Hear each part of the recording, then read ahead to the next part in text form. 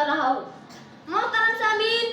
دنیا میں ہر طرف اندھیرے کا راج تھا، جہالت کا دور تھا، منافقت کی، لوگ اپنے بیٹوں کو پیدا ہوتے ہی زندہ گرگون کر دیتے تھے، طاقتور کمزور پر حاوی تھا، غلاموں کے ساتھ سلوک کیا جاتا تھا جسے دیکھ کر روٹتے کھڑے ہو جاتے تھے، حتیٰ کہ جانور بھی اس دور کے انسان کی ظلم کا نشانہ بنا ہوا تھا۔ ارباب علم و دانش اس اندھیرے کو دور کرنے کے لیے نور مجسم صلی اللہ علیہ وسلم تشریف لائے، غریبوں کے لیے ایمان کی دولت دے کر تشریف لائے، منافقت کو مٹانے کے لیے صادق تشریف لائے، ماں بہن اور بیٹے کے لیے عزت و ناموس لے کر تشریف لائے، ہر انسان کے لیے پیغام نجات لے کر تشریف لائے۔ بقول شاعر، بندوں کو خدا کی رحمت کا مجزا وہ سنانے آئے تھے، جس طرح سے ہم دنیا میں رہے خود رہ کو بتانے آئے تھے، فرمایا دور کرو تکلیفیں تم آفت کے ماروں کی، معذوروں کی، مجبوروں کی، بیماروں کی، بیچاروں کی۔ محترم صدر اور معزز سامعین، حضور پاک صلی اللہ علیہ وسلم دنیا میں امن اور اطمینان و سکون کے نمبردار ہو کر تشریف لائے تھے۔ آقا دو جہان نے لوگوں کو محبت اور بھائی چارے کا سبق سکھایا،